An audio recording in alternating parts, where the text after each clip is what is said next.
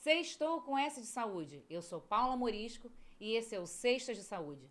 E hoje nós vamos falar sobre transtornos do neurodesenvolvimento, uma realidade ou excesso de laudos. E eu estou vestida elegantemente com o look da fina moda feminina. E como nenhum look fica completo sem um acessório incrível, Yara Dutra Acessórios hoje nos trouxe essa beleza. E, complementarmente, psicóloga Caroline Barra. Atendimentos em avaliação neuropsicológica, TDAH, transtornos de ansiedade, altas habilidades e superdotação. Fabiana Esteves, fonoaudióloga. Muito mais do que técnica. Seu filho à vontade para se comunicar e se expressar. Patrícia Dutra, saúde e fitness. Aquele espaço para a mãe relaxar e ter o seu momento de autocuidado. Espaço DNA, da nossa maravilhosa Viviane Pinheiro, onde você encontra atendimentos em psicologia infanto-juvenil, psicopedagogia, avaliação e intervenção. E a nossa loja maravilhosa de looks infantis, moda infantil, malabarismo moda infantil, em frente ao Hospital São Francisco. E Suprema Saúde Cowork, muito mais do que consultórios, soluções. Para nossa conversa de hoje, eu tenho duas profissionais incríveis, das quais eu admiro imensamente.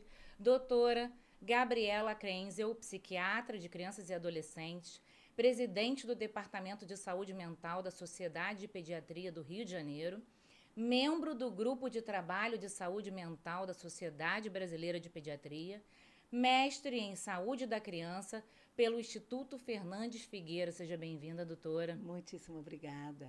E a nossa maravilhosa tia Viviane Pinheiro, neuropsicopedagoga com graduação pela UERJ, pós-graduada em psicopedagogia institucional e clínica, especialista em neurociência da aprendizagem pela UFRJ, especialista em autismo, atuante na área de educação e saúde, com estratégia de aprendizagem inclusiva, através de técnicas validadas, né? PECS, vou ver se eu sei ler essas coisas. Técnica ABA, Grow Piece by Piece, especialista em estimulação cognitiva, brinquedista e graduanda, psicóloga em formação, né? Duas profissionais ímpares nas suas funções.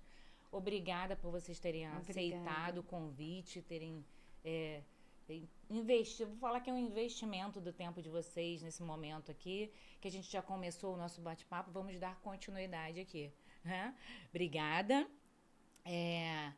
E para dar aquele estopim da nossa no nosso início de conversa, eu acho que para responder essa pergunta, né, se é de fato uma realidade ou é um excesso de laudos, talvez a gente precise voltar um pouquinho e conceituar o que é transtorno do neurodesenvolvimento. Eu vou deixar a pergunta para as duas. De repente, doutora Gabriela, se quiser começar, a tia Vivi complementa. Com certeza. Bom, mais uma vez, muitíssimo obrigada pelo convite. Eu espero conseguir colaborar aí nesse tempinho que a gente vai estar conversando.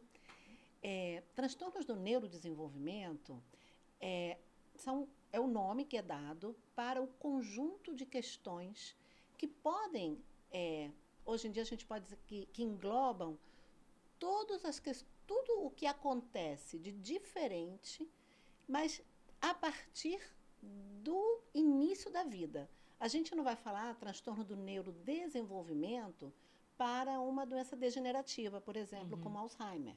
Mas a gente vai falar transtorno de neurodesenvolvimento para tudo aquilo que tem a ver com as etapas em que as crianças precisam seguir para chegar a ser um adulto saudável, um adulto com as suas plenas capacidades. Então, a gente tem subdivisões no transtorno do neurodesenvolvimento, mas elas estão sempre relacionadas a marcos que devem ser atingidos e que, por alguma razão, ou por várias razões, não vão sendo atingidos como a gente esperaria pela norma.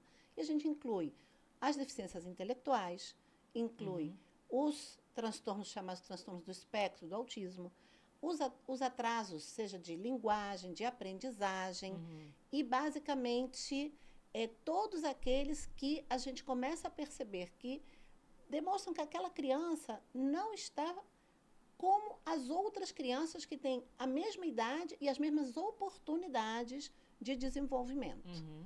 O que você gostaria de complementar? Esse conceito, ele estaria também em equivalência ali para a psicopedagogia? Ou a visão do psicopedagogo com relação ao conceito é diferente? Não, a relação do conceito que a doutora Gabriela traz, para a gente na área da psicopedagogia é a mesma.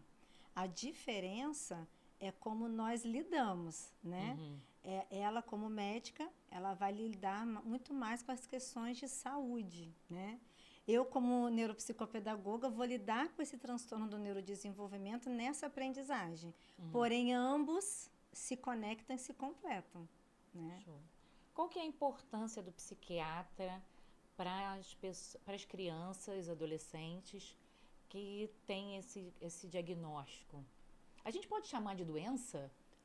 Essa é a melhor palavra? Então, É uma dúvida, né? essa é uma das grandes questões, né? Porque quando a gente foi caminhando em direção ao que a gente agora chama de espectro, Uhum. né? Cada vez mais a gente vai ouvir o espectro bom, em primeiro lugar, do autismo. Uhum. Mas às vezes as pessoas falam de espectro dentro dos transtornos de humor, dentro dos transtornos de déficit de atenção e hiperatividade. Quando a gente fala de algo que está alargado, a gente não vai falar de uma categoria. Está doente ou não está doente? Tem isso ou não tem isso? É isso ou não é isso? A gente fala de uma coisa dimensional. Ou seja, as pessoas podem ter alguns traços, podem ter algumas dificuldades que, em termos técnicos, o psiquiatra ou o neurologista, enfim, o webiatra, enfim, o profissional que for laudar, vai falar da palavra transtorno, mas muitas vezes a gente está falando de uma neurodiversidade, mais do que uma patologia. Isso é uma grande questão, especialmente em termos de acesso aos serviços, em termos de desenvolvimento de políticas públicas. E isso dá muita conversa, mas eu vou passar a palavra aqui para a Viviane e a gente vai até porque, se nós pensarmos que esses transtornos são doenças, né? Doença, você está com uma dor de garganta, né? Você está com alguma questão no estômago. Relação você causa vai e efeito, linear, Exatamente. né? Você vai ao médico, faz um exame, vai tomar um medicamento e você vai ficar boa, né? E com os transtornos do neurodesenvolvimento não acontecem dessa forma, né? A criança, ela nasce, ela se desenvolve com esse transtorno e aí é que está, né? Aí vai entrar as questões aí médicas, as questões das intervenções, das terapias, para a gente melhorar esses sintomas do transtorno. Porque ela não vai ser curada do transtorno. O transtorno faz parte dela, da essência dela, da humanidade dela, né? Então, por isso que a gente precisa discutir bastante sobre isso, porque as nossas políticas públicas ainda estão voltadas para as questões de doença. E não para essas questões de humanização que deveria a gente estar pensando atualmente. Quando vocês falam assim, né? Porque de acordo com uma criança com perfil em equivalência dela, exposta à mesma condição socioambiental dela. É difícil a gente comparar uma criança que brinca na rua, né? Aí eu acho que seria muito mais, mais do que condição financeira, né? Exposição ao ambiente ou é um conjunto de coisas? Porque seria comparar uma criança que está exposta, a que brinca na rua, a que socializa, com uma criança que está num ambiente fechado, que só se relaciona com adultos, ou que às vezes não estuda num ambiente com uma frequência adequada. Seria um pouco desse tipo de comparação na hora de você graduar se a criança está atrasada ou não? Enfim, essa é uma NP pergunta... fatorial motivos. Na verdade, você abordou um aspecto fundamental, mas se a gente pensar que tem, sim, algumas questões que tem existe uma diferença já geneticamente estabelecida e também existem as questões socioambientais. A gente pode falar como se fosse um conjunto, como se fosse, não, é um conjunto em que entram os fatores biológicos, genéticos, constitucionais e as questões ambientais. E, mais ainda, entra também qual é a expectativa que há numa determinada sociedade. Então, eu gosto muito de dar um exemplo. Se você tem um rapazinho que mora no interior, trabalha na lavoura, é um ofício simples. Ele não deu para estudo, sabe? Ele não gostava. Mas ele é um excelente colaborador ali naquele núcleo familiar. Aquele menino não vai ser taxado de uma pessoa doente, uma pessoa que tem uma deficiência. Pega esse mesmo menino e transporta ele para uma família numa grande cidade em que com seus pais são dois altos executivos, ela é procuradora e o pai é o suprassumo executivo de uma grande multinacional, e colocam ele numa escola extremamente conteudista e com exigências pedagógicas grandes, né? Esse menino provavelmente... A deficiência vai aparecer. Aparece porque ele é deficiente para aquilo que se espera dele e para aquilo que seus pares conseguem. Então, quando a gente fala desse espectro dos transtornos, a gente também tem que pensar que existe o que há de estimulação, como você disse, né? Aquela criança que brinca na rua, aquela criança que se relaciona, que está com uma escola que funciona para ela, e uma outra criança com características bem diferentes, mas também existe essa questão cultural e a expectativa social e familiar para o funcionamento. Não estou dizendo que todos os transtornos sejam assim, alguns mas são... é um tijolinho na construção. Esse é um aspecto importantíssimo, e quando a gente que trabalha com essas crianças, com essas famílias, conversa, a gente muitas vezes precisa reorganizar junto com a família as expectativas. Então, por vezes, a gente chega a uma conclusão de que aquela criança nunca vai ser um piloto de helicóptero. Mas ele pode ser um excelente auxiliar de mecânico e trabalhar, sim, no heliporto, se é isso que ele gosta. E se ele estiver bem... Alinhar as expectativas. Exatamente. Se ele estiver bem, estiver feliz, Freud dizia, o que é ser normal? O que é ser saudável?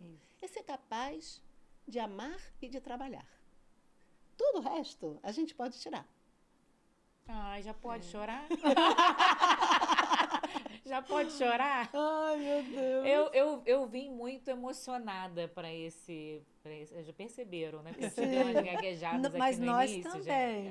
Um momento muito feliz para todas as três. Nós também. Eu acho que é mais porque, mais de serem pessoas muito respeitadas nas suas profissões, mas porque por serem pessoas que têm o meu respeito, assim, que tem o meu carinho, né? Ai, aí dificultou para mim.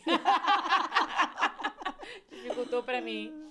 Viviane, qual o papel do psicopedagogo no dia a dia dessa criança com transtorno do neurodesenvolvimento? Criança, adolescente, né? E talvez abordando assim aquele ponto da experiência diária do contato, né? Com o lado depois ali da experiência pontual do contato, né? Que talvez destaque a importância do tratamento colaborativo, né? Do acompanhamento colaborativo. Então, eu costumo dizer que o psicopedagogo, ele é um polvo cheio de tentáculos, né? Porque nós somos realmente, porque nós fazemos a ponte não só da criança ali clinicamente sendo atendida, realizando avaliação e intervenção, mas com a família, com a escola, com os médicos, com os outros terapeutas que atendem a criança, né? Então, o psicopedagogo hoje, ele flutua na área da saúde e da educação ao mesmo tempo. E ele precisa fazer isso para que ele desenvolva as habilidades que essa criança ou esse adolescente necessita. Então, para isso, ele precisa dialogar com o psicólogo, com o fono, ele precisa conversar com o médico, ele precisa estar atento a essa questão da organização familiar.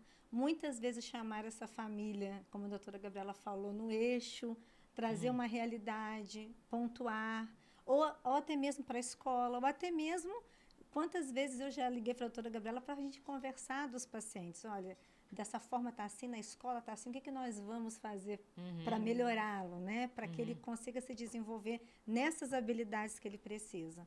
Então, o psicopedagogo, vou puxar a sardinha, né, para o meu lado. Com todo direito. Né? Mas direito. ele é o profissional de excelência. Não tem como não ter hoje um psicopedagogo dentro do transtorno, dentro da equipe multidisciplinar do transtorno do neurodesenvolvimento. né? Porque ele é o profissional que ele está, ao meu ver, mais capacitado para dialogar com todos os ambientes que esse paciente E aí convive. entra uma questão grave, que muitas vezes os planos de saúde e os espaços terapêuticos públicos ainda não reconhecem. Há uma ideia equivocada de que ele é um profissional de ensino, que ele é um profissional ligado à escola. Porque fala pedagogia, já pensa logo. Exato, mas tem que frisar no psico. E não é à toa que agora já temos o neuropsico, né? A gente está puxando. Está aumentando o nome. Porque, na verdade, ainda não é uma profissão regulamentada, uma especialização, e muitos psicopedagogos, como a gente vinha conversando, vêm da pedagogia. Só que um pedagogo não é capaz, não está preparado, não está tecnicamente preparado para fazer o que um psicopedagogo faz. E esse sim, eu diria, nessa interface, ele é um profissional de saúde também. Não é só, mas também. E talvez até a porta de entrada, né, do paciente, porque eu fico tirando pela minha filha, que o primeiro sinal, no caso dela, né, para alguns, talvez, de transtorno, seja o atraso escolar. Então, você pode ter um volume de crianças ali que chegam no pedagogo, no psicopedagogo, aliás, por conta de o atraso escolar. E aí ele é que vai fazer o filtro. Olha, é mais do que um simples atraso, tem algo mais aqui. Então, talvez dar o peso devido, né? Isso. Mas, por sua vez, ainda que o psicopedagogo faça essa triagem bem feita e encaminhe para os demais profissionais, inclusive ao médico, existe um equívoco social de que quem acompanha esse perfil de paciente é o neurologista. Me ajuda a quebrar essa crença, doutora. Então, é mais uma vez, né? A Paula traz sempre questões bastante delicadas e complexas para a gente tentar, né, juntas, desembaraçar o nó. Isso, vamos tirar esse nó. Existem muitos neurologistas que, até pela carência de profissionais, psiquiatras, especialistas em infância e adolescência, entraram nesse nicho do neurodesenvolvimento. E, de fato, entendem. E, de fato, se especializam e respeito profundamente muitos neurologistas que trabalham, neurologistas pediátricos, tem que ser neurologista infantil, neurologista que tenha tido uma especialização em infância. Porque quando a gente fala de mente, a mente não flutua no éter. A mente é ali, no cérebro. E, de fato, existe uma série de questões que muitos neurologistas abordam a partir de um exame neurológico que inclui as funções cognitivas, as funções mais variadas, não somente marcha, questões que a gente mais relaciona físicas, normalmente, comportamento físicas, sistema nervoso com impacto no físico. Exatamente. A gente vai ver com impactos funcionais. O neurologista infantil que tenha uma trajetória em transtornos do neurodesenvolvimento ou em aprendizagem nesse aspecto, ele sim pode fazer o trabalho que um psiquiatra da infância e adolescência faz. O grande problema é que as pessoas... E aí entra um outro problema que você não mencionou, mas é o preconceito. Psiquiatra é médico de maluco. Tem isso. Então, é mais Psicólogo é para maluco, fácil... psiquiatra é o que passa o remédio do maluco. Então, é mais fácil para as pessoas dizerem, eu estou encaminhando meu filho, estou levando meu filho num neuro, do que falar, estou levando num psiquiatra. O profissional neurologista, mais uma vez, infantil, que tenha estudado sobre neurodesenvolvimento, pode sim ser um bom parceiro, e muitos são. O grande problema é que as pessoas, muitas vezes, levam seus filhos para um neurologista, que às vezes é um neurocirurgião, às vezes é um neurologista que atende só adulto. Ou só idoso. E aí esse colega não tem a humildade de dizer, eu não estou vendo nada, porque as minhas lentes não são feitas para isso. Né? Eu tenho uma miopia para isso. Eu não sou o profissional. Melhor procure outra pessoa. E aí as pessoas que muitas vezes estão com medo de receber um diagnóstico, acham lindo que aquele profissional não viu nada. É coisa da minha cabeça. E se esse profissional não tiver sido cuidadoso de dizer, eu não vi, e diz, ele não tem nada? Isso aí é criança mimada, isso aí é criança... Falta de coça. Exatamente, foi falta de palmada, isso aí é criança criada por vó. Então, muitas vezes se perdem janelas de oportunidade incríveis, porque, aí eu já vou avançar um pouquinho, nós temos, quando nascemos, muito mais oportunidades de desenvolver conexões e desenvolver habilidades do que quando estamos com 6, 8, 10, 15, 20 anos. Então, se você pega uma criancinha de 1 a 2 anos ou 3, com uma suspeita, e você começa a tomar as medidas de estimulação, de intervenção precoce, você não vai mudar o transtorno, porque muitas vezes são transtornos crônicos, mas você vai mudar sim a qualidade de vida dessa criança. Então, é uma temeridade que alguns neurologistas não tenham a responsabilidade de dizer, você veio no lugar errado, não sou eu, você precisa procurar um profissional que trabalhe com neurologia infantil, com neurodesenvolvimento, um psiquiatra da infância. É a importância de você estar com o profissional certo, né? De você seguir o percurso correto. Acho que isso também traz uma tranquilidade para quem está do outro lado.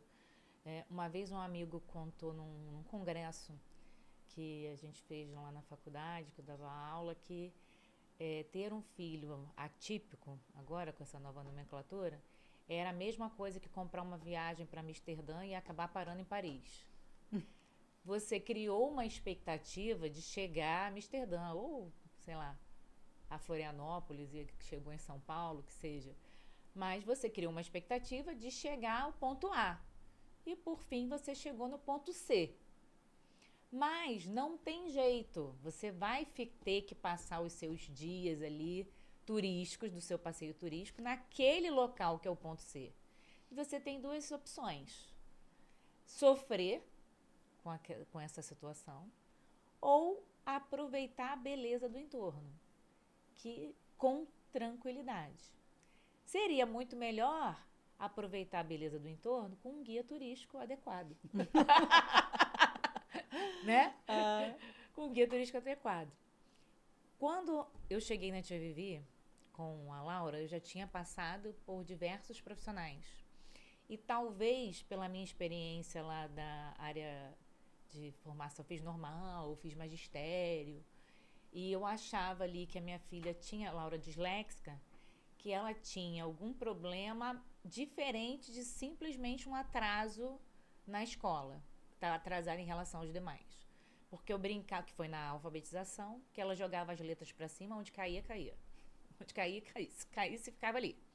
E ela mal reconhecia o alfabeto. Isso aí, para mim, não era normal. Tinha alguma coisa estranha. Mas, por vezes, esse filtro que foi meu, de não me contentar com um profissional, ainda não tá bom, né? Vou pro próximo, ainda não tá bom, eu vou pro próximo, até chegar em um que me dá uma tranquilidade, que foi humilde, que se posicionou adequadamente, coube a mim, no meu caso, o filtro. Como estabelecer, talvez dentro da psicopedagogia, uma ação educativa para que esse nível de consciência das pessoas com relação à busca esteja mais natural ali. Então, eu busco sempre trabalhar com os pacientes e com as famílias de forma humanizada. Então, eu não pego só ali o paciente, entro na sala, entrego para a família, tchau, até a próxima semana, né? Então, eu sempre pergunto, eu vou trazendo a família para dentro do meu espaço. Aqueles 50 minutos é meu e do paciente, mas eu trago a família para dentro. Então, eu vou conscientizando, eu vou orientando ao longo da avaliação. Então, eles sabem exatamente o que eu estou aplicando, como eu estou aplicando. Eles ainda não sabem o resultado em si, mas eu já vou assim, olha, eu apliquei esse teste e pelo que eu vi hoje, ele não foi tão bem assim. Mas aí, semana que vem, a gente vai aplicar o outro, vamos ver como é que ele vai se sair, mas é só para você se orientando comigo ao longo dessa avaliação, porque eu digo que o mapa da hipótese de diagnóstico, a família vai fazendo junto comigo. O diferencial, para você complementar aí, de talvez estar no profissional certo, é justamente uma avaliação adequada, eficiente e eficaz para produzir um tijolo para o diagnóstico, que não é uma coisa só. né? Como que é feita a avaliação do neuropsicopedagogo? É um dia? Chego lá, saio com papel na mão? Um dia, não. Seria muito bom, né, Gabriela, né? Nossa, aí né, a gente poderia ajudar mais pessoas assim, Exato. né? Não, uma avaliação de criança pequena, né, que é feita totalmente lúdica no chão, né, com protocolos lúdicos ali, é em torno de 4 a 5 meses. Com crianças maiores, em torno de 3 meses, talvez a gente consiga fechar uma hipótese diagnóstica, né? Não é simples, não tem como avaliar uma pessoa num dia. É aquela questão, como é que a gente vai avaliar um transtorno do neurodesenvolvimento em um dia? Olhando para você e falar assim, eu acho que a Paula tem, doutora Gabriela, olhando para ela de assim, perto, olha, ela de pisca perto. assim, É. ela olha desse jeito. É. Não tem como, a gente está falando de um transtorno do neurodesenvolvimento, eu preciso acompanhar o desenvolvimento dessa criança. Já, né, interrompendo, desculpa, uma das coisas que a gente percebe não é, ai meu Deus, então essa profissional vai ficar meses avaliando, vamos perder tempo. Não. À medida que você vai avaliando, você já vai estimulando. Vai avaliando e vai estimulando. E o que acontece muitas vezes? Desata alguns nós. Só durante a avaliação? A avaliação é terapêutica, ela é um trabalho de estimulação, e se for, por exemplo, um problema pontual, porque havia um luto nessa família, na pandemia, então, a gente pegou tanto pseudo-atraso, pseudo-autismo. Quando você vê excesso de tempo de tela, quando você vê dificuldades nos relacionamentos intrafamiliares, quando você vê que aquela escola não era adequada, você está avaliando e está propondo, e a família vai se mexendo, e aí quando você vê, não era algo tão complexo quanto você imaginou num primeiro momento, ou você tinha visto a ponta do iceberg, e aí você começa a ver outras coisas. Tem uma psicopedagoga que lamentavelmente já faleceu, argentina, chamada Alicia Fernandes, e ela diz uma coisa que para mim é fantástica, e eu aplico isso e converso com as famílias e falo isso sempre e experimento. Assim, até hoje, graças a Deus, eu continuo aprendendo e experimentando. Diagnóstico de criança, a gente escreve a lápis. Ah, que delícia! Que Isso muda é toda hora. maravilhoso. E você tem que fazer, e eu gosto muito, na medicina tem algumas coisas muito bacanas. Uma delas é que a gente chama o diagnóstico de hipótese diagnóstica, HD. Lamentavelmente, já me aconteceu de escrever para uma escola, escrever um laudo que foi levado para a escola, e eu falava, a hipótese diagnóstica, aí eu falo. Aí a escola disse, não, essa médica não tem certeza do que ele tem, porque ela falou que é uma hipótese. Então, a gente tem que tomar muito cuidado quando a gente fala de diagnósticos em criança, porque criança é um ser em desenvolvimento. E se a gente está falando de transtornos de neurodesenvolvimento, que muitas vezes são multifatoriais, e muitas crianças acabam encontrando recursos. A dislexia é um excelente exemplo. Tem algumas pessoas com uma dislexia mais severa que você pode fazer, olha, você canta, dança, sapateia, pula, faz o que você quiser, vai adiantar um pouquinho. Tem crianças com TEA que você faz tudo, a família faz tudo, a escola faz tudo, e que também vão desenvolver muito pouco. E assim vai, eu posso dar vários exemplos. Agora, tem outros que às vezes você só coloca numa situação familiar com menos conflito, com menos violência, mais favorável. Uma boa... Ajusta a escola. Exatamente, uma boa conversa com a escola, diminuir as expectativas desses pais, melhorar a comunicação intrafamiliar, que muitas vezes você é burro, você é preguiçoso, você é isso, você é... E a coisa caminha. Não é que a criança vai deixar de ter um TDAH ou uma dislexia, mas aquilo vai ser quase... Evolui. Vai ser um detalhe. Algo que você, assim, é mais uma coisa. Ah, você é morena? Ah, você é loira? Sabe? Não vai, até porque, não vai como determinar. pais, o que a gente só quer é que a criança atinja o potencial que ela tem. Independente de qual seja. Que sinta-se segura de traçar o caminho que quiser, né? Dentro do seu potencial. Mas foi isso que você falou.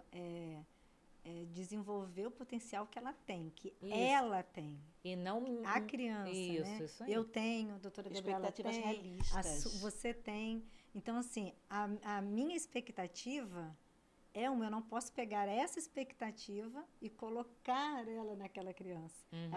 É lógico, a gente precisa estimular, mas respeitar Sim. as essências do desenvolvimento dela. Ai, É isso. E por falar nisso, eu sei que a gente tem muitas coisas para conversar, mas eu quero voltar para esse paralelo da viagem, quando você falou. Não é boa essa história? Ela é boa, mas eu sou meio Ficou chata. com medo? Não, eu quero dizer o seguinte, tem que poder chorar que não chegou em Amsterdã. Sabe? Tem que ter o direito, né, de não ser guerreira sempre. É importante que a gente respeite que os pais vão viver um luto, independente de qual for a dificuldade que seus filhos têm. Sim. Mesmo, eu brinco que mesmo a mãe daquele bebê Johnson, sabe aquele bebê gorducho, redondinho, propaganda com tudo da Pampers. lindo, aquela propaganda da Pampers, eu tenho certeza que esse bebê não atingiu as expectativas dos seus pais, porque o bebê ideal, ele só funciona nas ideias. As pessoas reais não somos as pessoas ideais.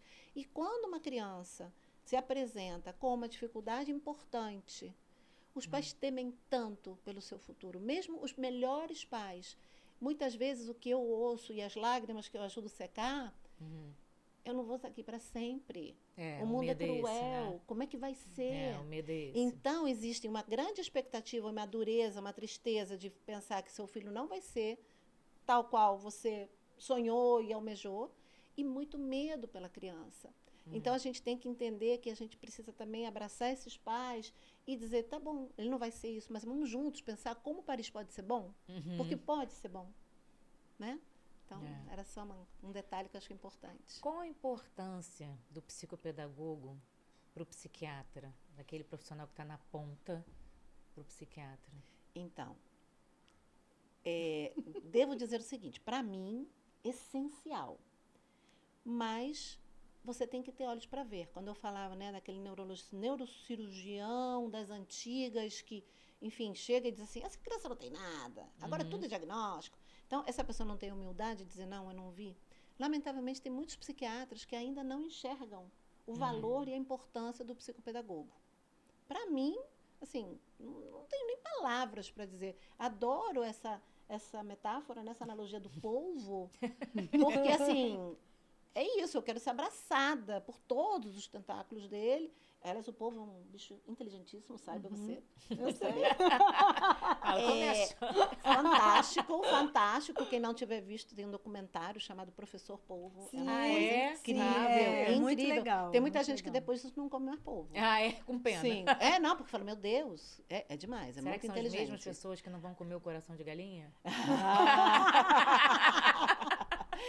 Agora, o psicopedagogo é aquele profissional que vai ajudar a gente a basicamente abraçar a criança em todos os aspectos da sua vida. Ele não vai ser o único profissional, porque ele haja, né, força nesses tentáculos, né, porque ele não vai ter tempo, né, de trabalhar com mais detalhe a parte da psicomotricidade. Ele não vai ter tempo e nem habilidade para trabalhar como fonoaudiólogo, vai ter que trabalhar. Muitas vezes com um terapeuta ocupacional que vai trabalhar as questões sensoriais, mas um psicólogo, as questões mais efetivamente emocionais, das relações das famílias. Mas eu acho assim, dentro de uma equipe multidisciplinar, não existe uma boa equipe que não inclua um psicopedagogo.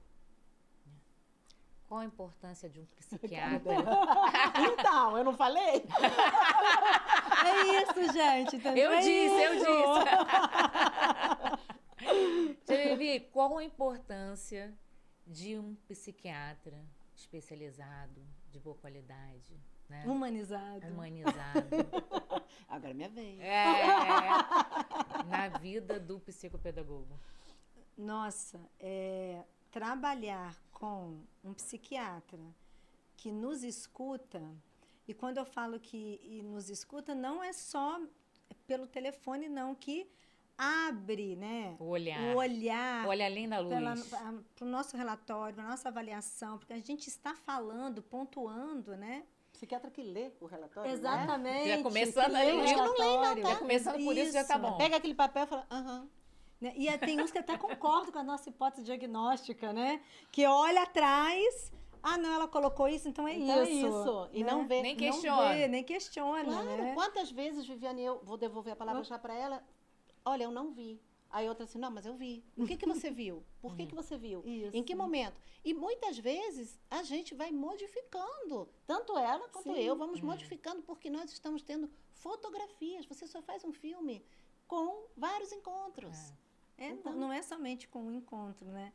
Então, assim, ter um profissional, assim como a doutora Gabriela está, né, minha parceira de caminhada, eu acho que é um divisor de águas para mim e para a família.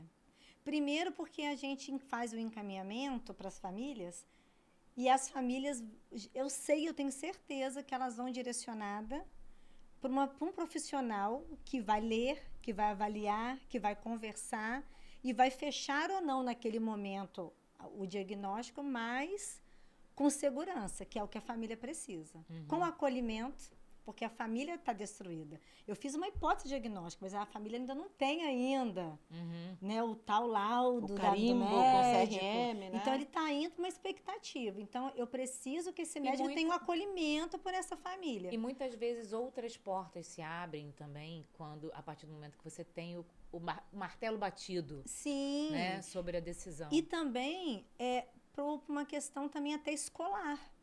Quantas vezes eu falei com a doutora Gabriela, eu preciso de um documento seu para isso para a escola. E quantas outras vezes ela fala assim, pera que eu vou na escola, vamos ver como que a escola conversa. Não faz nada ainda não, calma aí. Dependendo, eu peço para você escrever. E quantas vezes a gente escreve a 4 mãos. E tudo certo. E mais, não só a 4 mãos. Eu nunca mando nada para a escola. Eu mando para a família. A família tem que se sentir confortável com o que está escrito ali. É verdade. Então, existem famílias que me pedem, doutora, tira essa palavra. Essa palavra me dói. Mas e aí, às vezes ela não é importante? Não. Não. Não, você dá uma volta. É? Sim. O que a gente quer é dizer da escola, essa criança precisa de determinadas coisas. Mas eu preciso dizer, ele tem uma deficiência. Às vezes para a família não dá. Então, ele tem dificuldades, ele não tem alcançado certas possibilidades no seu desenvolvimento quando comparado com crianças da mesma idade. Você fala isso de outra maneira, respeitosamente. E mais, você fala com essa família que isso é um direito do filho delas. Né? Fala para a família, você pode não querer esse diagnóstico, não precisa ser fechado como diagnóstico, mas esse laudo pode garantir os direitos que essa criança tem e a escola, que deveria ser escola para todos, a escola inclusiva não deveria ter sido medicalizada do jeito que foi, mas foi. Então, tem escolas que falam assim, sem um laudo eu não consigo colocar nada. E a gente até conversou uma vez sobre isso, né? A doutora Gabriela falou assim, mas eu não tenho competência para poder dizer o que ela quais tem são as quais são adaptações as pedagógicas. Isso que tem que dizer a você. Quem é que entende de educação mais? É um psiquiatra ou um neurologista? Ou é o pedagogo? É toda uma estrutura na comunidade escolar. Mas não, houve uma virada para a medicalização. E quer saber, pior ainda? Em 2012, as pessoas com autismo ganharam o direito de equiparação às deficiências. Hoje em dia, tem lugares que negam para deficiente intelectual. Ah, não, se não for TEA, se não tiver autismo, não tem direito. A gente equiparou o TEA e, finalmente, o TEA tem os direitos dos deficientes. Mas aí isso causou um achatamento dos demais. A sobrecarga, especialmente de muitos diagnósticos de situações leves de TEA e de situações que talvez não sejam TEA, mas, enfim, isso é uma outra discussão. Mais de uma vez, eu não consegui que a escola, ou pior que um plano de saúde, ou às vezes até um benefício financeiro do INSS para uma família realmente carente, de crianças gravíssimas com deficiência intelectual, porque não tem TEA. Enfim, mais um problema. Nossas estatísticas mostram, governo federal, Ministério da Saúde, que a gente tem em torno de 5 a 8% da população com transtorno de déficit de atenção e hiperatividade, 12% de crianças brasileiras com suspeita de algum tipo de atraso do desenvolvimento e estimativas mundiais de que 4 entre 4 a 5 crianças e adolescentes no mundo têm algum transtorno mental. Isso são de 2022 para cá, esses dados. 4 a 5%, né? De 2022 para cá. Pós-pandemia. Sim. Isso. Mas já vinha E piorando, provavelmente já vinha piorando. também uma estatística subnotificada. Eu acho que a gente tem grandes chances de ser uma estatística subnotificada. Vou começar com a Tia Vivi. É uma epidemia de laudos relativos a transtornos do neurodesenvolvimento ou é uma realidade? É uma realidade. O que acontece é que nós estamos mais informados, a população está mais informada, e que bom, né? Eu mesma sou uma pessoa que informa os pais. Então, eu não simplesmente mando, entrego para os pais a devolutiva, ó, é isso, tá? Vai lá na doutora Gabriela ou em outro médico e vida que segue. Não, eu informo sobre aquilo. Informo sobre os direitos, informo sobre o que é o possível, se realmente, né, foi diagnosticado aquele transtorno. E as famílias, as pessoas vão tendo noção, vão tendo a informação sobre isso. Então, se eu tenho a informação, logicamente, eu vou procurar por ajuda. Eu vou perceber que alguma coisa está errada. Se eu escuto um podcast, se eu escuto uma live, se eu leio um livro, se eu escuto alguém falando, uma mãe, numa conversa, então ali vai abrindo ali os olhos das pessoas. Acho que é informação. E segundo, que os protocolos avaliativos, eles aumentaram, porque antigamente esse diagnóstico era muito voltado para o médico, né? A doutora Gabriela depois pode complementar. E agora nós temos profissionais especializados, com protocolos validados, que a gente consegue ter uma avaliação quantitativa e qualitativa. Mais fidedigna? Sim. Mais aprofundada, mais complexa. Isso. E aí, a partir disso, eu consigo, então, melhorar essa hipótese diagnóstica. Então, eu acho que é esse conjunto, né? Não é, eu não acredito que seja uma epidemia, né? Mas a gente não precisa ficar em pânico, porque a grande maioria... Pandemia de transtorno do neurodesenvolvimento. A grande maioria é leve. A grande maioria é passível de tratamento com muito bom prognóstico. Sim. O que a gente quer é... E não pega no ar, né, doutora? Não. Então, se tá posto, tá posto. A gente tem que diagnosticar e tratar. Sim, existem algumas questões que a gente sabe que são da contemporaneidade e que essa nossa vida acelerada, o excesso de uso de telas, a pandemia, então, trouxe uma série de problemas que vem se perpetuando. Então, a gente sabe que realmente houve uma piora, houve um aumento. Mas também o que houve foi um alargamento dos critérios diagnósticos. Então, a gente vê, sim, mais patologias, a gente vê, sim, mais pessoas com questões, mas muitas delas teriam sido, cada um é como é, cada um tem o seu tempo, essa pessoa não deu para estudo, ela é meio nervosa mesmo, então, nossa, assim, vive meu pai no mundo era da assim lua. também, igualzinho. Aliás, isso eu adoro. Meu pai, então, também tem o mesmo laudo. Aliás, isso é maravilhoso, porque quando uma pessoa começa com essa linha de argumentação, você pega o gancho e você fala, exatamente, existem cada vez mais evidências científicas de que há tendências familiares, tanto do ponto de vista genético, quanto do ponto de vista comportamental, por conta do tipo de convivência, da maneira com que as pessoas interagem. Então, a gente sabe, exemplo, uma mãe ou um pai com TDAH, provavelmente vão ter um filhinho com TDAH. A gente olha para uma criança com TDAH e a gente fala assim, ou o pai, ou a mãe, ou os dois devem ter. Em outro grau, talvez, um mais pro A, um mais pro T, outro combinado.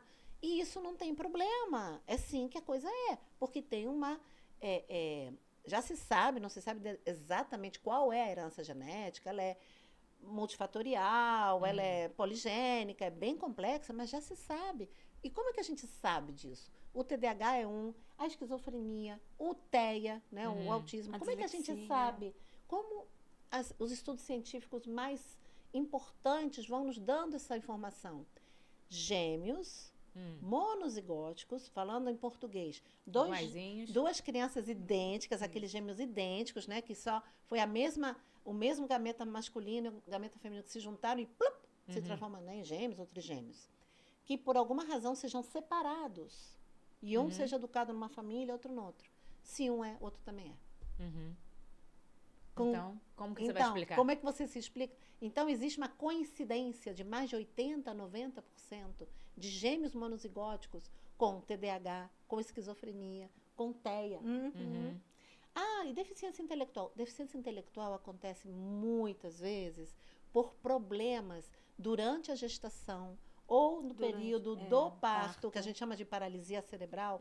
A hipóxia nada mais é do que aquela criança que teve um sofrimento no momento do nascimento e menos oxigenação. Então, não havia nada, a criança estava ali sendo formada sem nenhum problema. Porém, ali, a gente chama isso de um acidente de parto, um acidente de nascimento, aí a criança começa a desenvolver um problema. Vai ser do neurodesenvolvimento, porque aconteceu ali, naquele serzinho muito imaturo ainda, e você vai evoluir. Acompanhar o desenvolvimento. Mas não é possível estabelecer um marcador de que isso aconteceu e levou ao transtorno. Às vezes você consegue com ressonância, ali muito bebezinho faz ultrassonografias, enfim, tem vários exames que eu não vou dar aqui os nomes técnicos, em que você vai conseguir ver, em algumas situações, de fato, você vai ver que a área do cérebro ficou afetada, mas muitas vezes é funcional, você não vê nada, ou às vezes você vê uma coisa enorme e a função um pouco prejudicada. Uma que a gente viu e que foi uma coisa trágica foi a epidemia do vírus da Zika. Eu ia falar isso.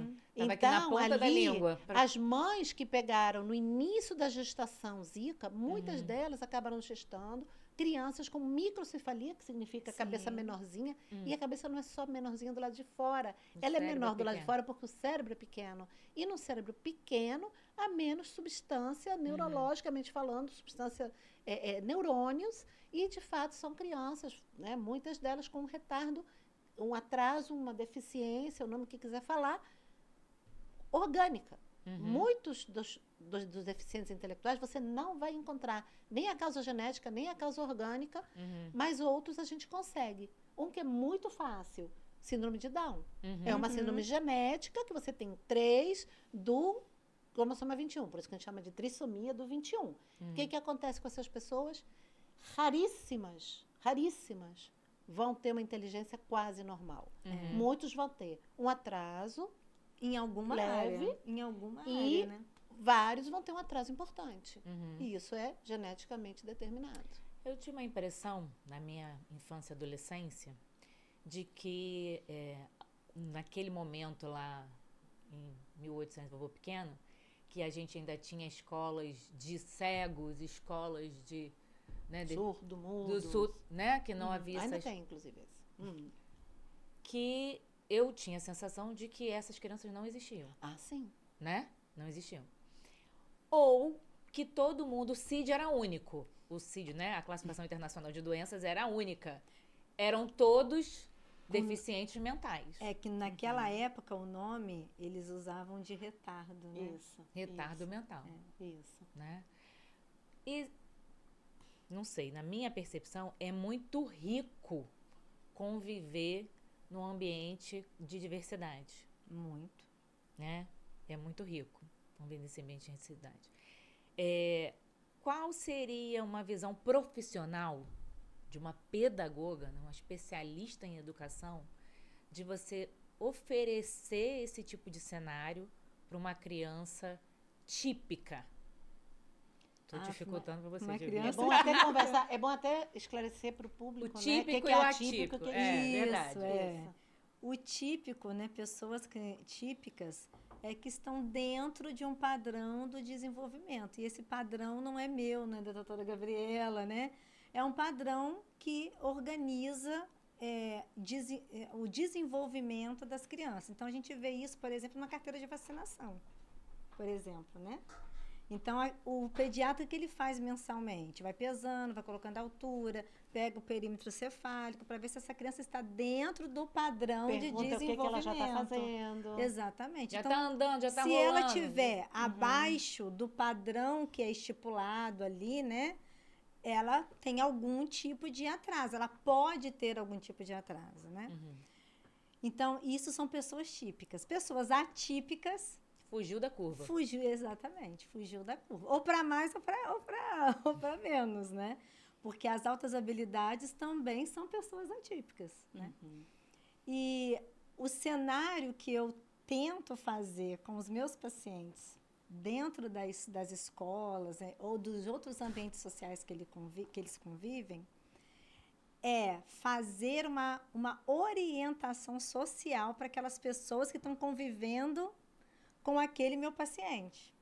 Então, quando eu visito as escolas ou os outros ambientes, que eu já visitei igreja, já visitei familiares né? Porque, Viviane, preciso que você converse com os familiares, os meus pais, os meus... Para diminuir o luto, né? para diminuir o peso do luto. E para saber, às vezes eles querem ajuda para ser os melhores tios possíveis para aquela criança. Legal. Né? E aí, o que eu faço? Olha, o paciente, a criança é isso, ele tem isso. Só que como que vocês vão agir? Como que vocês vão acolher? Como que a gente acolhe? Como que a gente coloca ele para dentro desse ambiente, desse meio que vocês estão? Então, eu faço as orientações para as crianças típicas, para que quando elas vejam o paciente atípico, isso seja mais de forma natural. Não tenha medo disso, né? Isso aconteceu com um paciente meu, inclusive a Laura estuda com ele, né? De eu ir à escola, de eu conversar com os alunos dessa escola, dessa sala de aula que ele ia frequentar, com os outros alunos que iam vê-lo na hora do recreio, para que essa empatia ela seja construída, porque às vezes em casa não é todas as famílias falam disso em casa, não. Eu ia dizer até exatamente isso. Muitas vezes os pais, agora, por sorte, acho que já estamos atravessando mais de não sei quantas décadas, né? Vamos dizer, 2 décadas já, que começou a ter a classe especial, começou a desaparecer, né? E a gente começou a ter as crianças incluídas em classe regular. Muitos pais de crianças típicas reagiram muito mal. Sim. Meu filho vai ficar atrasado. A turma não vai andar, né? A aprendizagem não vai andar por conta desses... Então, por sorte, essas barreiras vêm sendo quebradas, mas a gente tem que pensar que isso começa em casa também. Né? Quando você fala como fica para a criança típica. Uma criança que em casa tem um ambiente acolhedor, um ambiente com uma tolerância às diferenças, um ambiente que estimule a aceitação e o respeito entre os diferentes. Ela é uma criança que muitas vezes vai chegar na escola e eu brinco que muitas vezes os melhores mediadores são os coleguinhas. Porque isso, eles abraçam e às vezes vai ter um ou outro que não vai querer abraçar, mas vai ter a criança mais gentil, a criança que mais sensível vai dizer, não, fulaninha vai entrar também, deixa ela correr. Eu me lembro de um paciente que adorava fazer gol, mas para ele qualquer um dos dois lados, entendeu? Por onde ele estivesse mais perto, ele queria chutar para gol. Então se faz um combinado que os gols dele não vão ser contados, mas deixa ele jogar. Né?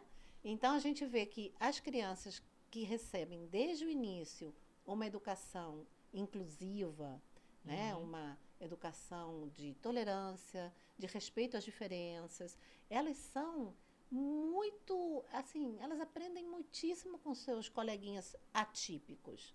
Só, assim, é só um jogo de ganha-ganha, ninguém perde. Isso aí. Agora, crianças que, infelizmente, as famílias não têm esse convívio, aí realmente elas são um pouco mais difíceis de entender. Mas nada do que uma mediação não resolva, né? Uma mediação, uma conversa, uma orientação. Para o atípico, para o típico e para os pais dos para todo mundo. Exatamente. Né? Eu faço, às vezes, muita escola de pais, né? Conversa com os pais. Então, essas reuniões, elas são importantes para a gente fazer essa consciência, trazer essa consciência para as pessoas, né? Porque, assim, se não é na minha família, não é no meu vizinho, então eu não sei o que é. Não Aquilo existe. que você falou, não existe. Não existe. Não existe. Agora, se está na minha família ou está no meu vizinho, não, eu sei de que você está falando. É importante, né? Então eu vou Mas ver. Não, é para todos. Porque essa criança, ela não vai frequentar a sua escola, ela vai frequentar o banco, a padaria, a farmácia, o jardim, o parque, o cinema, o shopping.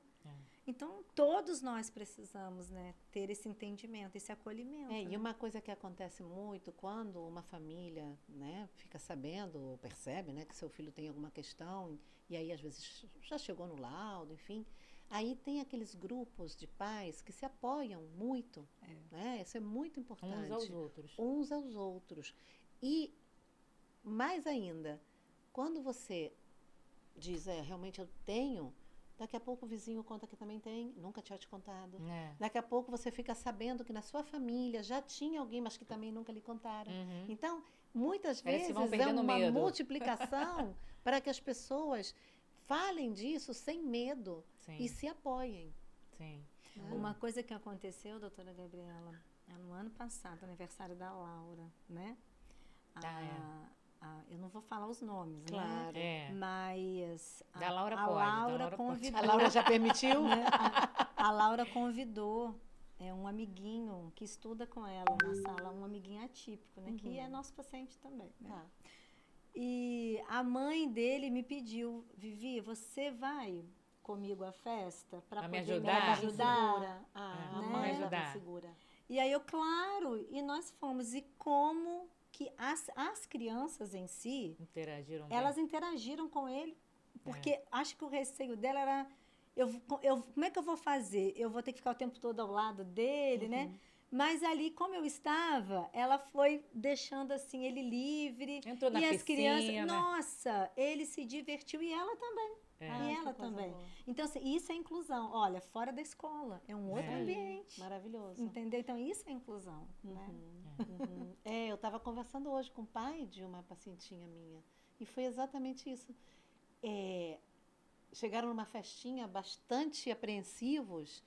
E aí, daqui a pouco, as crianças, fulaninha chegou. E as crianças correram para recebê-la. E os pais, assim, sabe? Ai, meu Deus! A lágrima descendo. Porque eles estavam muito apreensivos. Eles não sabiam o quanto que os coleguinhas da turma já sabiam. Aí um ou outro marrentinho, não, fulano, ela vai entrar sim, sabe? Aí tem isso. Porque tem os defensores, né? E isso é exatamente isso. A inclusão começou na marra, por uma questão, né, de lei, na escola. Mas a gente está conseguindo que nos outros espaços, você vê agora shopping tem, muitas vezes, um quarto que eles chamam quarto sensorial.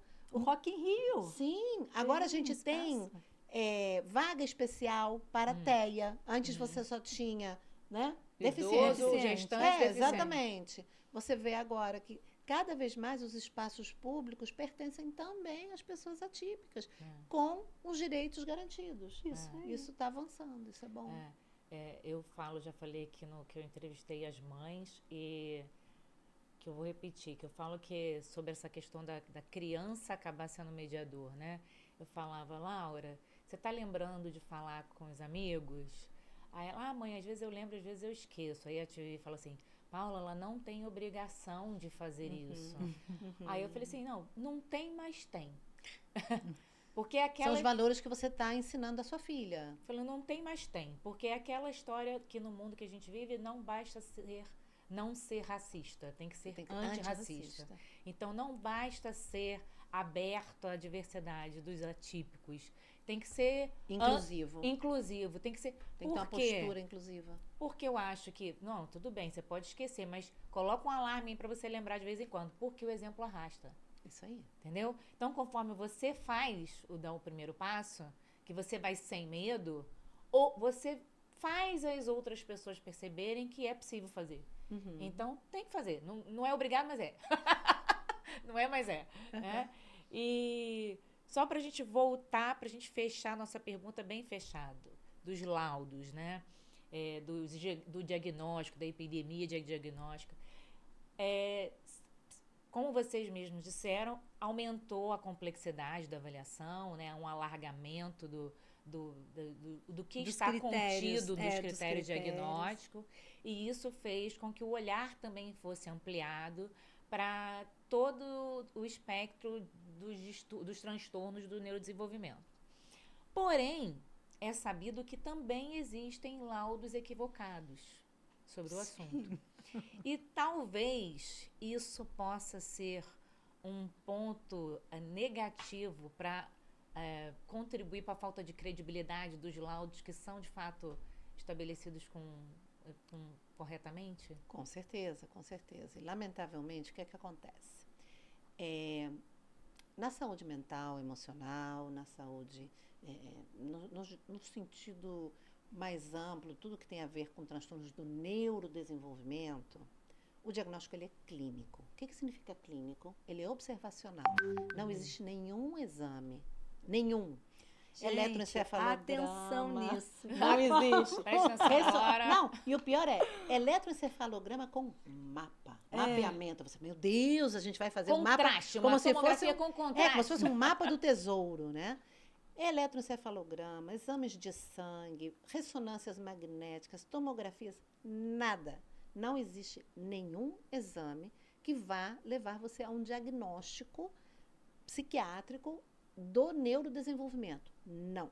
Existe sim, por exemplo, como eu falava da síndrome de Down e outras síndromes, que você vai chegar numa análise genética, você vai descobrir, sim, tem tal síndrome, então essa síndrome vai justificar certos comportamentos, geralmente atrasos intelectuais e demais. Mas os transtornos que a gente está falando aqui, que são basicamente os TDAHs, as dislexias, os transtornos de linguagem, os TEAs, esses diagnósticos são clínicos. Então, por isso mesmo, a gente foi em busca de ferramentas, de instrumentos que foram sendo, inicialmente eram usados para pesquisa e que agora estão na prática clínica. Dos psicólogos, dos psicopedagogos, dos fonoaudiólogos, Sim. dos terapeutas ocupacionais, os psicomotricistas. médicos, cada um tem as suas ferramentas. Só que você aplicar essa ferramenta sem você ter uma boa prática clínica, sem você dar tempo ao tempo de ver essa criança mais vezes e de você já ter visto muitas crianças, de você já ter tido uma experiência, você cair nesse lugar do neuropsicólogo, porque tem esse nome pomposo, né? Avaliação neuropsicológica, aí você dá só a sigla, ANP. Aí parece um negócio bem formal, uma coisa bem sólida. E aí você vê aquilo aplicado de uma maneira totalmente irresponsável, porque a criança pode não colaborar. E Ou tem você dia pode que a criança não tem dias colabora. ruins. Ou você pode não ter a sensibilidade de chegar naquela criança. Então, essas avaliações neuropsicológicas feitas por profissionais mal preparados, com pouca trajetória clínica, com pouca sensibilidade, muitas vezes, eles realmente são uma temeridade. Então, o que acontece muitas vezes comigo, e suponho que acontece muito com a Viviane, é que a gente vê um papel desses e é muito chato, porque às vezes a família gastou um dinheiro, muitas vezes o plano de saúde não cobriu. E aquilo você olha e você fala, puxa, não é isso que eu estou vendo. Outras vezes acontece pior ainda, a pessoa está com um papel e diz que não houve nenhuma devolutiva, ninguém explicou o que só tá entregou. ali. Você não queria o papelzinho? Toma. Tá aqui. E tem ainda melhores. Sim. Às vezes, Vamos chorar juntas agora, de novo. às vezes tem. Eu observei isso no protocolo, nisso, isso. Mas cadê o protocolo em si? Para você também poder interpretar. Exatamente, porque assim, eu faço a avaliação, o protocolo está ali no E papel. você anexa. Eu faço uma interpretação qualitativa e quantitativa, mas a doutora Gabriela também faz. Eles mandam junto os protocolos que foram aplicados, porque Pra eu, você às vezes, poder olhar o interpreto... resultado lá. Exatamente, cadê o resultado? Não está anexado ali, então, de onde Tirou você aquela- tirou essa E observação? como você tem certeza que não foi Ctrl+C, Ctrl+V, porque além de ter profissionais que podem estar bem intencionados, mas que estão mal preparados, lamentavelmente também existem profissionais que só querem ganhar dinheiro, como a gente conversava sobre uma situação diferente mais cedo. Lamentavelmente, existem sim, aspas, muitas aspas, diagnósticos, porque aquilo não é um diagnóstico, a avaliação neuropsicológica nada mais é, ou as avaliações, todos os protocolos neuropsicológicos, neuropsicopedagógicos, fonoaudiológicos, tudo isso são formas de organizar sistematicamente uma observação clínica. Continua não sendo um diagnóstico fechado.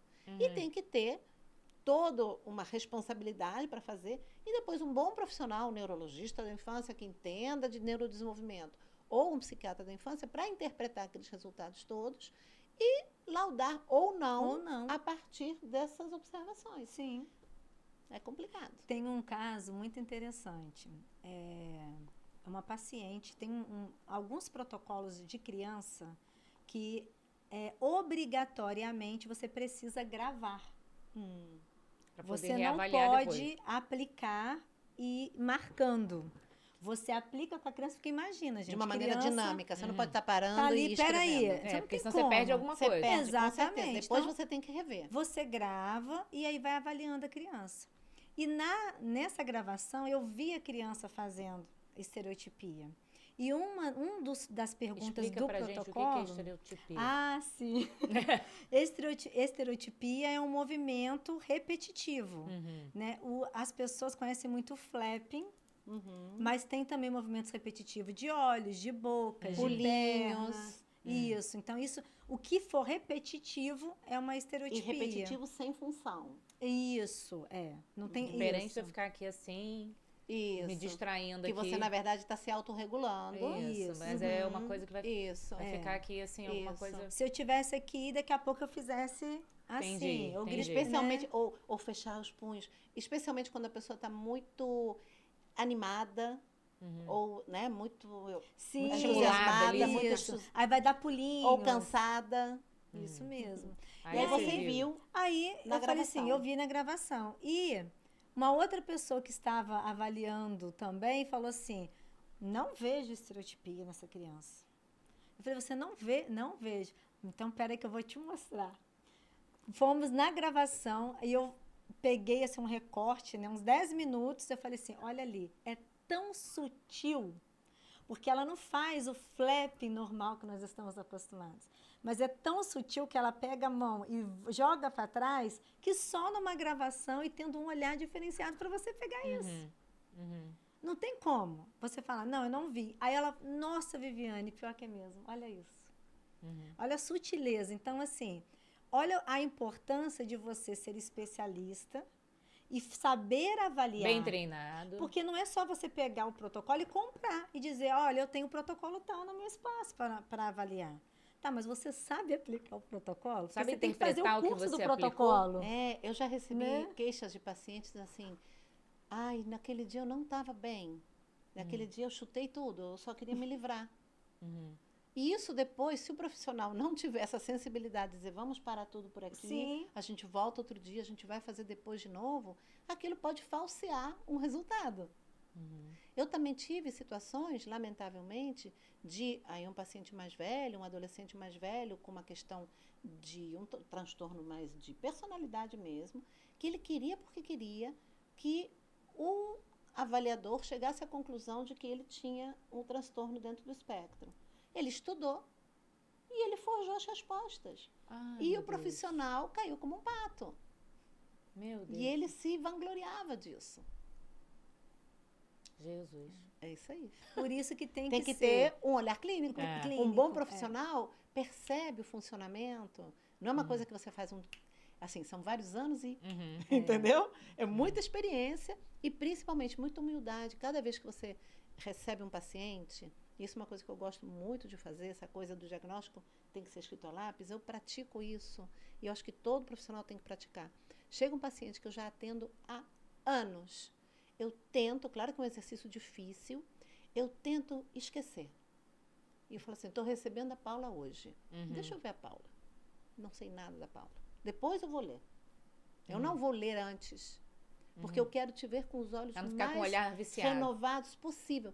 E eu, recentemente, e a mãe também não estava vendo, mamãe, foi muito legal, muito recente, um pacientinho que a gente vinha há muito tempo com a ideia de que ele tinha um transtorno de desregulação de humor e que ele tinha também umas outras questões. A gente foi revisitando, e eis que agora a gente concorda que as duas tínhamos torcido o nariz por uma avaliação neuropsicológica que falava de TEA. E a gente começou a falar, aí ela começou a se lembrar dele menorzinho, aí ela começou a recontar a história, e agora, tanto para ela quanto para mim, faz sentido que o menino realmente esteja no espectro. Mas lá atrás, o que mais aparecia era só uma explosão, agressividade, a gente não via essas sutilezas. E aí começou a juntar, e aí é um pouco chato para comer, quando vai ver não é chato para comer, ele tem uma seletividade alimentar.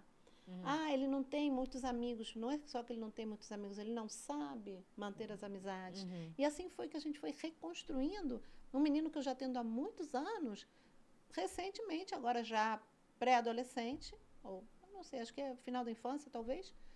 Aí as duas nos olhamos e falamos, a gente vai ter que mudar. E tudo certo. porque nunca deixamos de fazer o que essa criança precisava. Estava com as estimulações, estava com uma escola inclusiva, estávamos tentando, inclusive até com medicação por conta dos sintomas, mas é isso. O nome, né? O nome daquele transtorno mudou. Isso. Né? É isso. A criança continua sendo estimulada, mas o nome mudou. Isso, né? fez sentido que aquilo seja agora dentro de dos critérios atuais. E a gente tem que lembrar que nos anos 80, 90, a gente falava de uma pessoa com autismo, era uma a cada 10 mil. A gente hoje está falando TEA, uma a cada 32, 33 pessoas. Um monte de autista adulto, né? As pessoas, mas eu quero fazer minha testagem também, porque eu também sou, né? E antigamente a gente via o TEA clássico. Sim. Hoje, muito. eu não sei você, doutora Gabriela, mas no meu espaço hoje, eu vejo muito pouco TEA clássico. Típico. Porque, na verdade, você pega muitas crianças autistas com capacidade intelectual preservada. O que eu pego muitas vezes, que eu também pego os clássicos, são aqueles que têm uma sobreposição. A gente tem o TEA hoje, ele tem, dentro das classificações, você fala com ou sem atraso de linguagem e com ou sem atraso do ponto de vista cognitivo. E eu pego, quando você pega e pensa naquele autista clássico, que é a chamada síndrome autística de Kanner, ou psicose autística lá de 1940, quando foi nomeado pela primeira vez, quando foi classificado fosse o que a gente chamava de deficiente mental? Não, na verdade, esses autistas são aqueles autistas clássicos que também têm uma deficiência intelectual. Eles têm esses comportamentos todos e têm um atraso cognitivo. E esses, geralmente, muito flapping, não olham nos olhos, não se interessam. A grande maioria não verbal, se autolesiona, tem uma série de dificuldades sensoriais. E esses não chegam no consultório da psicopedagoga porque, lamentavelmente, a parte de aprendizagem deles é muito prejudicada. Eles estão aquém disso. Então, é por isso que talvez eu não veja tanto mesmo. Exatamente, exatamente. Viviane, é mais difícil tratar uma criança onde a família se nega a reconhecer o diagnóstico e ajustar a expectativa para aquela criança atípica? Com certeza. Aonde eu assino? Eu digo o seguinte, se a família não está comigo, eu vou tentar trazer ela para esse barco. Se ela não entrar, vai ficar difícil navegar nesse mar aí, né? Porque a gente precisa da família. Não tem como realizar uma intervenção precisa com uma da criança família consciente, realista. Consciente. Então, assim, eu vou fazer os encaminhamentos. Olha, essa criança precisa do fono, do psicólogo, né? Precisa de uma boa avaliação médica. Se essa família não realiza isso que a gente propõe, as sugestões, independente com qual profissional for, como que a gente vai caminhar com a criança? Não tem como, não tem como. É impossível uma família que ainda fique presa no luto por muito tempo. Viveu o luto, tudo bem. A questão é quanto tempo aquilo ali dura. A gente não caminha, infelizmente. E tem famílias que, infelizmente, estragam todo o trabalho que a gente realiza com a criança. Uma coisa que eu acho que a gente pode pensar como uma alternativa a gente primeiro tem que tatear e ver o quanto que essa família está pronta para ouvir. Né? Tem algumas pessoas que chegam só para ver onde que a gente carimba, já chegam com um diagnóstico e estão abertas e não tem preconceito. E tem outras que não é por preconceito só, mas tem uma série de razões que eles têm dificuldades.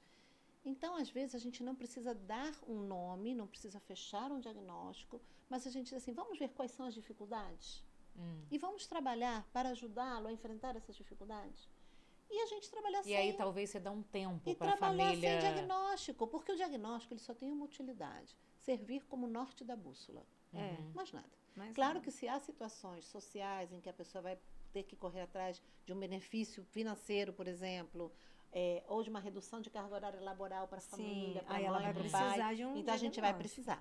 Mas se não, às vezes a gente tem que dizer assim, tá bom, então vamos fazer o seguinte, vamos focar quais são as principais dificuldades e quais são as estratégias que a gente pode ter juntos para ajudá-la a enfrentar essas dificuldades. E mais para frente a gente vai ver se há ou não há necessidade daquilo receber esse nome. Né? Porque é isso, muitas vezes as famílias, em função desse luto, ou em função de preconceitos, ou em função de medo da criança sofrer preconceitos, não percebem que podem estar perdendo tempo. E o tempo, em criança, para todos nós, né? O tempo é nosso amigo, mas para a criança, o tempo é essencial, porque eles estão, quanto mais novos, a gente fala de plasticidade cerebral, eles estão mais suscetíveis às estimulações. Sim. As oportunidades. Já aconteceu de eu ter famílias e o comprometimento da criança está tão grande que eu não avalio.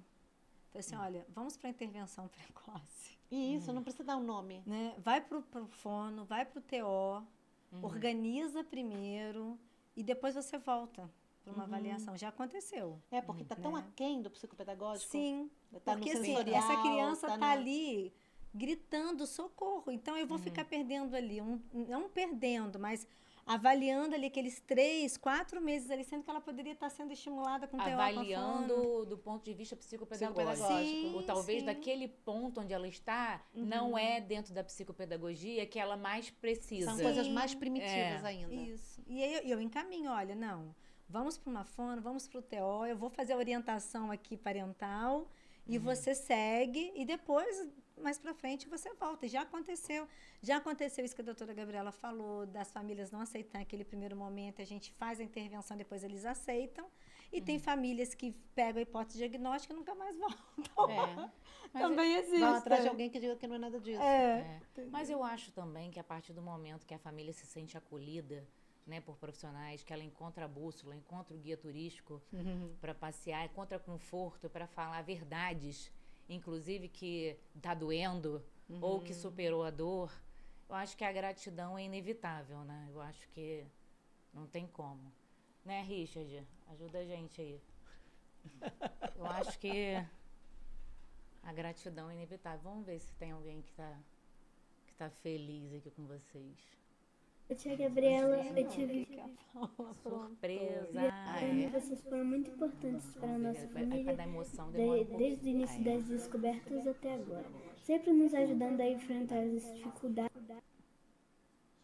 Voz o quê? Voz do além? Ah, meu Deus! Vou até... vou talvez então Eu tia Viviane, vocês foram muito... Que eu fiquei 1 ano e meio, né, com a Laura andando de profissionais e profissionais. Hoje eu falo com todo respeito, doutora Gabriela, que a Viviane é a dona da Laura, depois de mim. Olha isso, doutora Gabriela. Isso é comprometedora. Coitada da Laura, né? Dona da Laura. O que a Viviane falar, eu obedeço. E foi muito bom isso, porque ela me apresentou profissionais maravilhosos que me deram tranquilidade para seguir adiante. Porque a minha expectativa não é que vire um Einstein, né? Um supra-sumo, mas que ela tenha tranquilidade para percorrer o caminho que ela quiser, né? E muito mais é com confiança, porque o que foi o meu despertar para mudar o percurso que ela estava construindo sozinha foi justamente que ela começou a ter uma queda da autoestima, entendeu? Se sentir mal porque nunca conseguia atingir o mesmo objetivo das outras crianças. A meta estava muito alta para ela, era impossível de atingir aquela meta, né?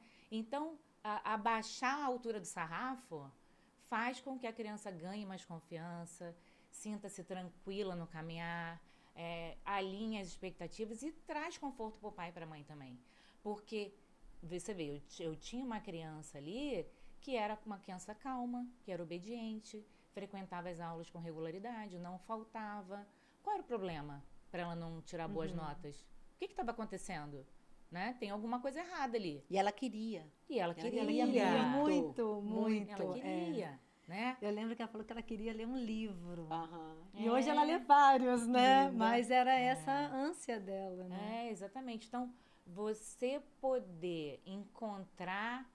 E eu julgava, né? Eu Claro. julgava ela. Preguiça. Preguiçosa, né? Perdia a paciência. E isso, essas crianças chegam muitas vezes com uma autoestima super abalada. E os pais depois se arrependem. Você não se arrepende? Ah, sim. Porque se a gente soubesse que não era preguiça, a gente não ia chamar de preguiça. Mas parecia tanto preguiça. Parecia. Parecia muito. Parecia preguiça, eu perdia a paciência, aí eu começava a me julgar que então o problema era... Você como mãe também, a tua Né? autoestima também fica afetada. Né? O que eu estou errando? Exatamente, Gabriela, que o problema era Viviane, comigo, vocês foram muito... que eu é que não estava sabendo lidar com aquilo, que porcaria de mãe que eu era, né? Que não sabia ensinar o B com A faz bar. Aí questionava, não é possível que você não viu sair da sala de aula. E a criança vai só se diminuindo ali, só se diminuindo. Então, a ideia de encontrar o tratamento certo não é para fazer virar uma super... Vamos conseguir. Vamos? Aí é um problema. A tia Gabriela e a tia Viviane, vocês foram muito importantes para a nossa família desde o início das descobertas até agora, sempre nos ajudando a enfrentar as dificuldades. E é muito bom ter a tranquilidade de saber que vocês estarão sempre do nosso lado. Continuem fazendo seu trabalho com muito amor e carinho. Um beijo da Maitê. Hoje eu estou aqui para agradecer e celebrar a vida de duas pessoas muito queridas, a Viviane e a doutora Gabriela. A doutora Gabriela é médica da minha filha, que depois de uma longa caminhada por muitos profissionais nos trouxe o diagnóstico e acompanha cada passo do tratamento da Malu até hoje. A Vivi é uma amiga e uma parceira que eu admiro muito. E o que essas duas pessoas têm em comum, além da técnica e o comprometimento com o trabalho? Elas trabalham com o coração. Elas olham para cada paciente individualmente, com carinho e atenção. E por isso elas têm toda a minha admiração. Técnica, eficiente e principalmente com um olhar humano para cada pessoa. E eu agradeço a nossa parceria e a nossa amizade. Fico com Deus. Oi, gente. Oi. Eu e o Eduardo, a gente veio agradecer a você, doutora Gabriela, e a você, tia Vivi, porque vocês mudaram a nossa vida para melhor de diversas formas. Vocês ajudaram a gente quando a gente estava perdido, precisando de orientação. E eu sou uma pessoa muito grata por isso. Obrigado por tudo. Oi, mandar um recadinho para essas queridas do meu coração. Viviane Pinheiro está comigo e com meu filho e com a minha família há 10 anos. Não largo por nada. Já falei para ela que ela tem que viver 300 anos, porque é uma excelente profissional, empática, sempre disposta a ajudar. Você sabe, né? A importância que você tem nas nossas vidas, né? E doutora Gabriela. Viviane Pinheiro, que me indicou a doutora Gabriela. Está há 7 anos com meu filho, nos ajudando, vendo ele evoluir, vendo o crescimento dele. E eu só tenho a agradecer a vocês duas, tá bom? Beijos e vivam mais de 300 anos. 300 anos é muito pouco, mais de 300. Beijos. Tia Vivi do meu do Gomação. Beijos. Oi. Todo lugar Gabriela. Muito obrigado por tudo. Beijos. Paula, obrigada. Aí mandaram entregar aqui de avião, chegou de avião. Ah, meu Deus. Tá? Senhor. Nicolas mandou entregar para a tia Vivi. Obrigada. E para a doutora Gabriela. Obrigada. Sugiro abrir o cartão agora e prestar atenção nos detalhes do desenho. Agora mesmo. Que ele fez sem orientação. O único pedido foi esse aqui é da doutora Gabriela e esse daqui é da tia Vivi. Você vê que a doutora Gabriela está de colar. Aham. Tia Vivi está de cabelo curto, de óculos. Entendeu? Com riqueza de detalhes. Que maravilha, gente. Ai, que delícia. Vou aproveitar e dar o meu livro para a doutora Gabriela. Ah, maravilhoso. Tia Vivi já ganhou o Obrigada. dela. Já está autografado? Não, assim que acabar eu vai vou autografar. providenciar. que a mensagem desse Obrigada, livro possa, de querida. alguma forma, renovar em você a esperança de dias melhores, porque eu, sinceramente, acredito que todos os dias podem ser muito legais se a gente determinar que é assim que eles vão ser, né? Que existe um propósito para tudo que acontece na nossa vida. Se a gente recebe um presente maravilhoso como essas crianças, isso, sem dúvida, é uma oportunidade. É como se fosse cuidar do próprio Jesus.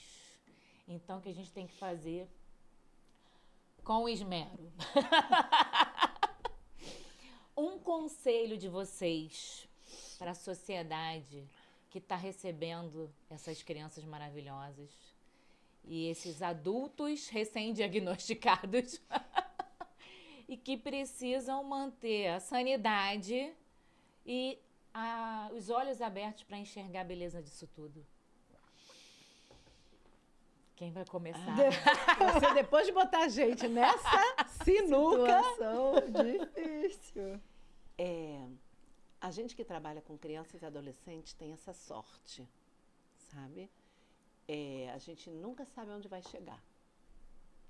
Quando a gente trabalha com crianças e adolescentes, lembrar que sempre ele está caminhando e ele sempre vai estar evoluindo.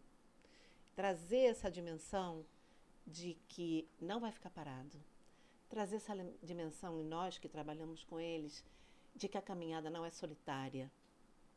Acho que é isso. Quando, pelo menos eu tento, quando eu recebo meus pacientes, eu brinco que meu consultório só tem porta de entrada. Uhum.